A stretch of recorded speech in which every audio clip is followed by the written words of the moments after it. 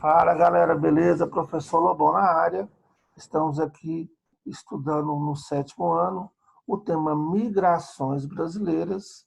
Vamos falar também de densidade demográfica e vamos então começar aqui com alguns exercícios de revisão para a prova, tá? E a primeira questão mostra uma tabela onde você vai ter, de um lado, né, na primeira coluna, as regiões brasileiras, segundo o IBGE, e no outro lado você vai ter as suas respectivas densidades demográficas, também chamada de população relativa, que é a quantidade de habitantes pelo espaço, no caso aqui, quilômetros quadrados. Você pode observar, nós temos região centro-oeste com 10 habitantes por quilômetro quadrado, região nordeste com 37 habitantes por quilômetro quadrado, região norte com apenas 5 habitantes por quilômetro quadrado, região sudeste com 94 habitantes por quilômetro quadrado e a região sul com 51 habitantes por quilômetros quadrados. Você pode observar que as 5 regiões do Brasil possuem dados muito diferentes em relação às suas densidades demográficas. Você tem, então, desde o Sudeste, que é quase 100 habitantes por quilômetro quadrado, até o Norte, que tem apenas 5 habitantes por quilômetro quadrado. Então, percebe-se que você vai ter uma distribuição desigual da população ao longo das regiões. Algumas regiões são mais densas, são mais cheias, outras são menos densas, são regiões de vazios demográficos. Aí vem a pergunta: qual a região brasileira possui a maior densidade demográfica? Fácil, né, pessoal? Observe aí que o maior número é 94 habitantes, correspondente à região sudeste. Então, a resposta é região sudeste. Outra pergunta: qual possui a menor densidade demográfica? Qual que é mais vazia? Né? De acordo com essa tabela, podemos observar que a região norte é a mais vazia, com apenas 5 habitantes por quilômetro quadrado, porque é uma região muito grande e porque é uma região também pouco habitada. Então, ele reúne as duas características que fazem com que a sua densidade seja muito baixa, que é ter poucas pessoas e uma grande área. Outra pergunta: por que dizemos que o valor da densidade demográfica brasileira oculta a distribuição desigual da população pelo território? É só você observar e perceber que você tem uma região que é quase 20 vezes mais densa do que outra, o que mostra, então, essas assimetrias, essas grandes diferenças.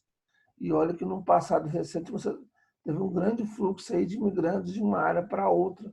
Né? Você vai ter as chamadas migrações internas. Então, existe uma grande desigualdade na distribuição da população brasileira. As regiões mais densas é Sudeste e Sul, intermediário seria Nordeste, e as regiões mais vazias, Centro-Oeste e Norte. Vamos continuar aqui, então, observando, e você vai ter esse mapa que vai representar a densidade demográfica. Nós podemos observar essa densidade através de uma tabela, através, desculpa, da legenda, e a legenda vai evidenciar esse processo. Então, olha só, nós temos aqui a densidade variando de menos de 1 habitante por quilômetro quadrado, que é esse laranja mais claro aqui, ó. E você pode observar que pega boa parte da região norte, pega mais aqui os interiores, está vendo? Você tem 1 habitante por quilômetro quadrado, 10, 25, 100 ou mais. Então você tem aí uma grande variedade, né? E você pode perceber que as cores mais escuras, o que corresponde às regiões mais densas habitacionalmente, né, vão estar junto ao litoral, tá?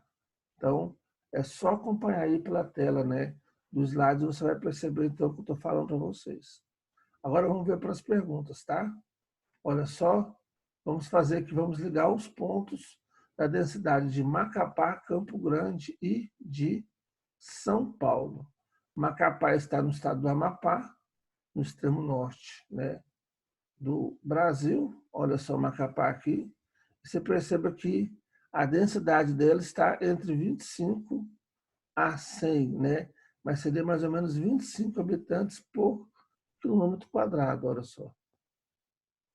Né? De 10 a 25 seria essa parte aqui de baixo, ó, de 10 a 25. Né? Campo Grande seria, olha só, já um pouco mais escuro, já de 25 para 100. Então, Macapá de 10 a 25, Campo Grande de 25 a 100.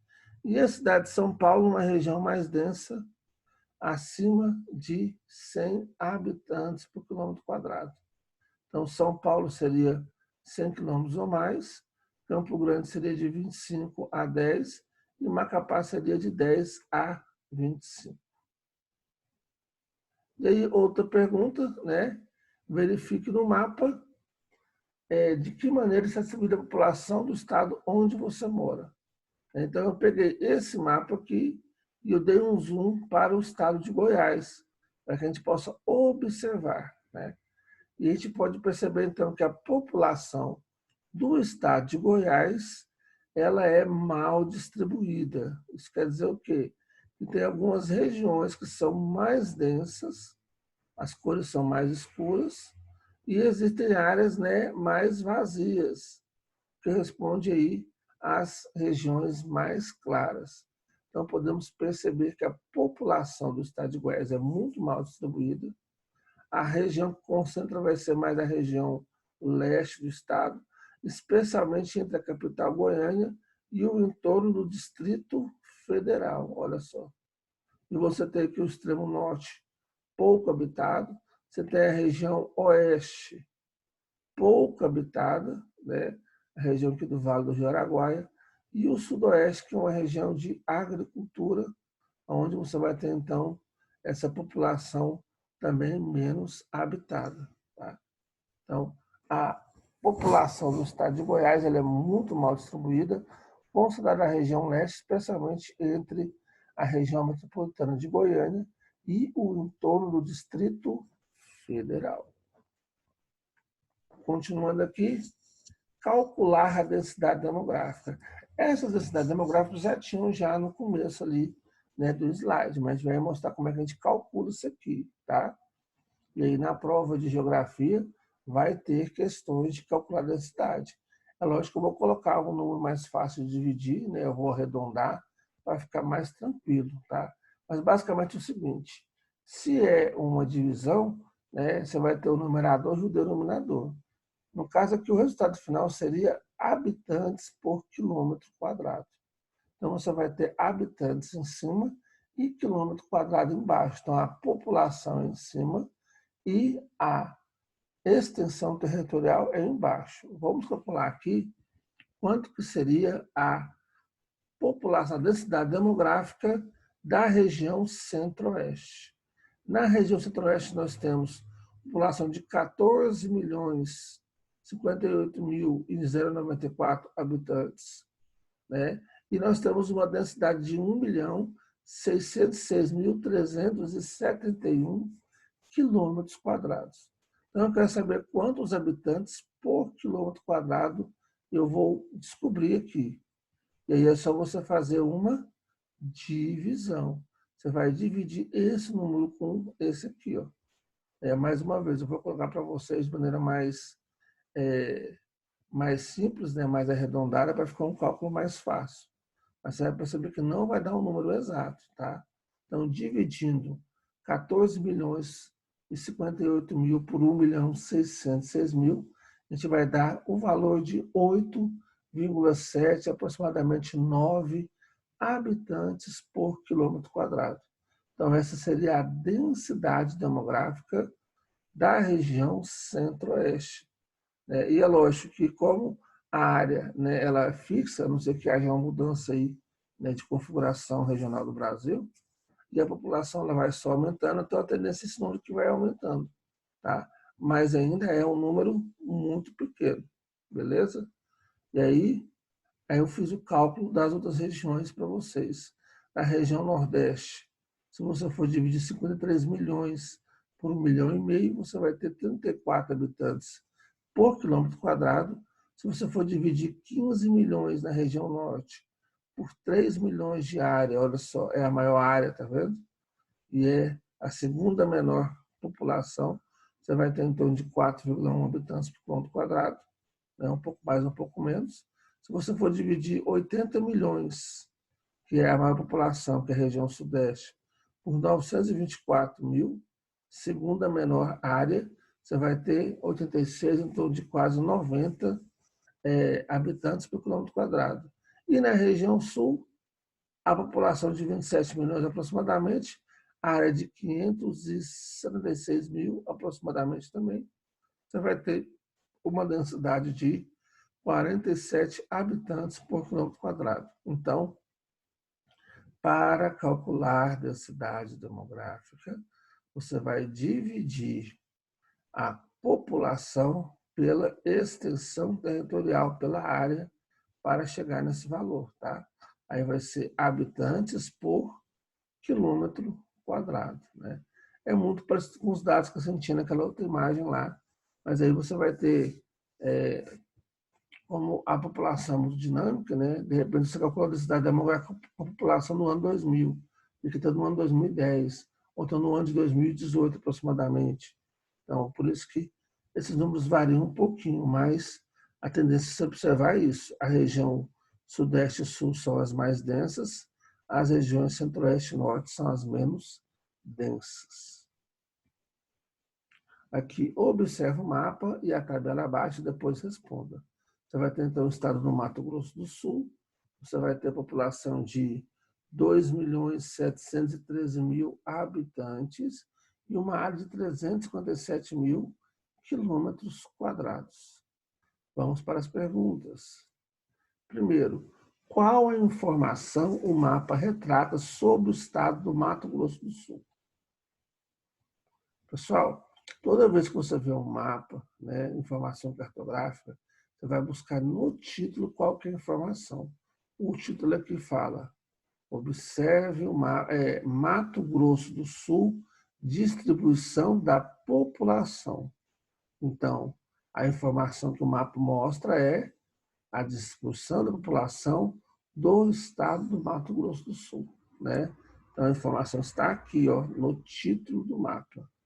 Outra, circule no mapa as áreas do estado que concentram o maior número de habitantes, né? Está aqui circulado, ó, Campo Grande e essa área aqui que são as densidades mais escuras, né? Aí você vai observar na legenda para você poder perceber isso. E, de acordo com o mapa, quantos habitantes por quilômetro quadrado vivem nas áreas de maior concentração nesse estado? E quantos vivem nas áreas de menor concentração? A maior concentração aqui vai ser 25 habitantes por quilômetro quadrado, e a menor vai ter áreas de menos de 1 habitante por quilômetro quadrado. Então, é só você olhar na legenda que você vai perceber, tá? Maior 25, menor menos de 1. Calcula a densidade demográfica do estado do Mato Grosso no ano 2017.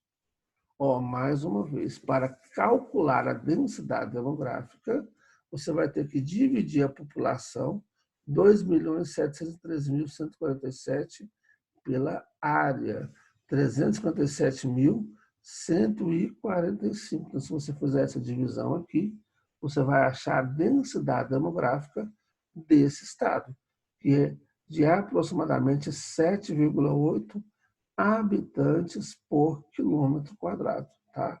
Então, é o resultado dessa divisão aí entre a população e a área, tá? Então, densidade demográfica. Vocês têm que aprender a fazer, tem que observar a legenda, tem que saber fazer um cálculo simples, que é só uma divisão, né? Tem que comparar áreas. Esse tipo de habilidade é fundamental para que você possa, então, compreender, né, esse fenômeno estudado aí, que é a densidade demográfica. Continuando aqui, né, vamos agora falar das migrações brasileiras. Primeiro vamos mostrar as migrações internas e depois as migrações externas. Então, aqui, pessoal, ó, vamos dar um zoom, vamos observar melhor essa informação. Deixa eu pegar aqui a lupinha. Ó. Aí, beleza. Então, nós estamos aqui, Brasil, migração, 1950 a 1960. Toda vez que tiver um mapinha, vamos olhar o título, ele vai fornecer, então, a informação. Então, eu estou mostrando a migração no Brasil nos anos 50, né, que vai de 51 até 1960 aproximadamente. Tá? Então, nesse período, você pode observar que tem saída, né, que é o começo da seta no Rio Grande do Sul para o Paraná. Você tem saída do sertão nordestino para Rio de Janeiro, São Paulo, Paraná e também para o Distrito Federal, para o Centro-Oeste, né? Foi nesse momento que houve a construção de Brasília. Além também de algumas pessoas que estavam indo mais para a Amazônia ali, né, em direção ao Maranhão, já entrando na região da Amazônia. Então, a grande área de repulsão é o sertão nordestino e a área de atração que você vai ter, né, o centro-oeste, você vai ter o norte do estado, da região sul e aqui algumas áreas da região sudeste, especialmente São Paulo e Rio de Janeiro. Agora vamos para a explicação, presta atenção. Em razão da falta de oferta de empregos e dos longos períodos de seca, que ocasionaram problemas socioeconômicos na região Nordeste, um expressivo número de nordestinos migrou para outras regiões do país, principalmente para o Sudeste. Nesse período, o estado do Paraná caracterizava a fronteira agrícola do país e recebeu também muitos migrantes, principalmente do estado de Santa Catarina e do Rio Grande do Sul. Então, a expansão agrícola estava no Paraná, depois avançou pelo Mato Grosso do Sul, Goiás, Mato Grosso, né? A agricultura moderna que estava aqui nessa região foi avançando depois para a região centro-oeste rumo à Amazônia. Mas isso foi nas outras décadas, tá? Então, aqui nós temos o primeiro momento, né, que é as migrações de 1950 a 1960. Outra, migração de 1960 a 1970. Vamos fazer de novo aquele negócio. Vamos pegar aqui a lupinha e vamos aproximar essa informação. Olha só. 1960 a 1970. Perceba que o negócio que foi para vocês aconteceu, olha só.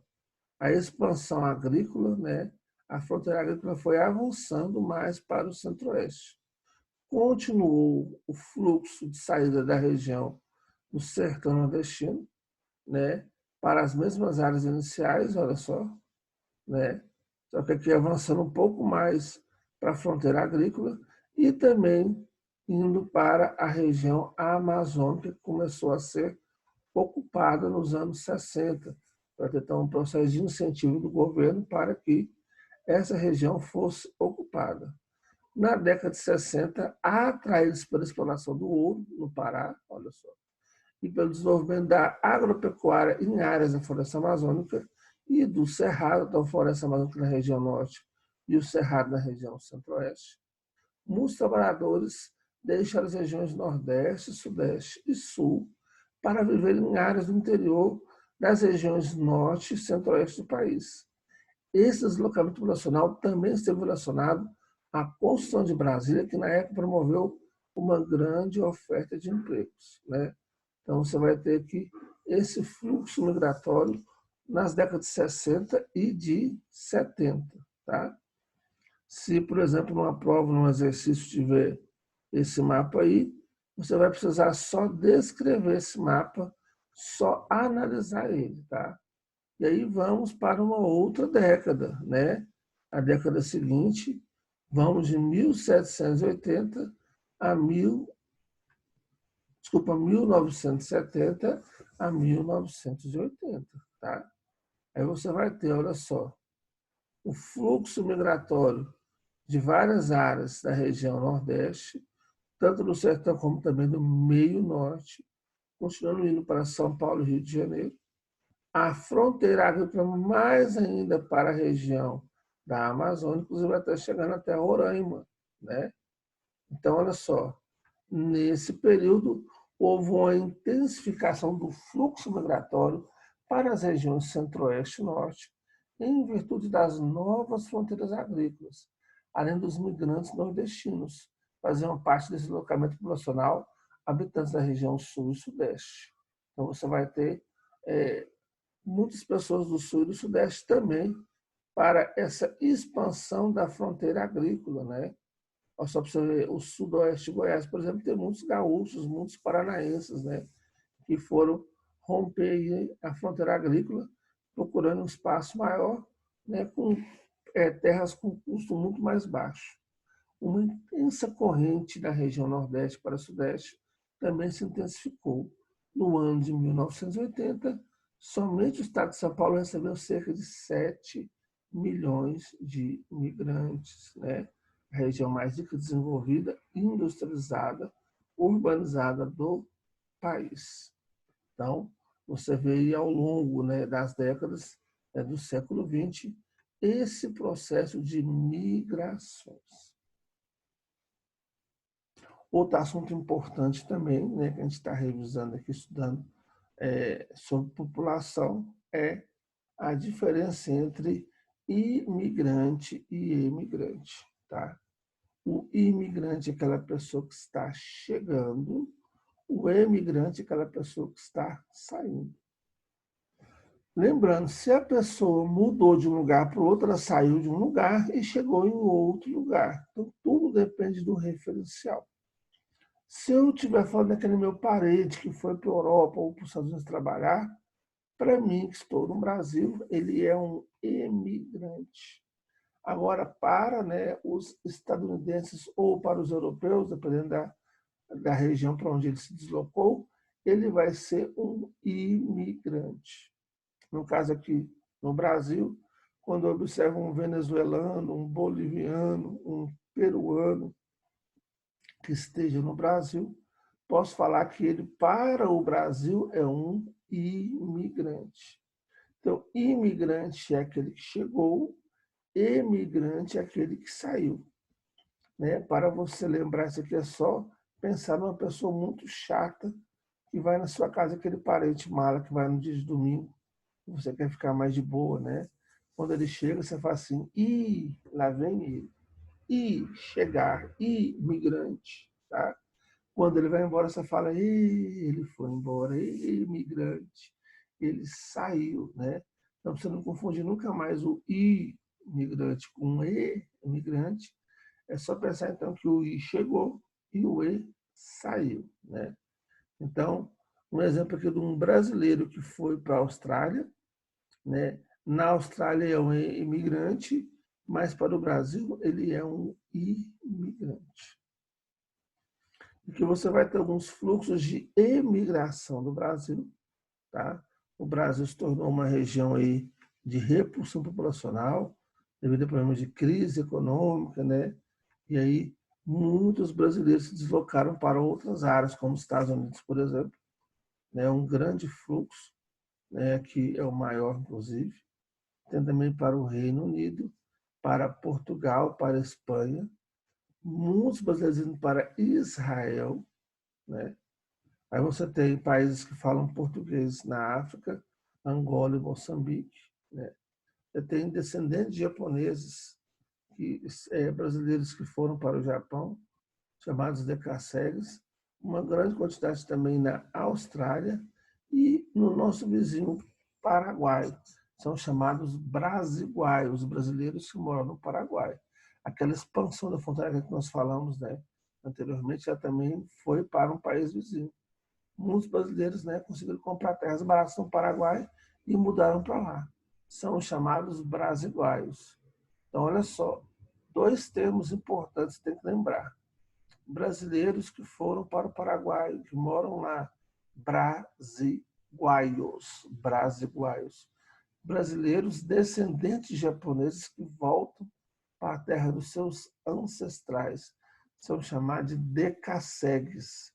Então, se é um Nisei, um Sansei, um filho ou neto de japonês que vai para o Japão porque ela é a economia mais forte, quer ganhar um dinheiro melhor e tudo, essa pessoa é chamada de decassegue, tá?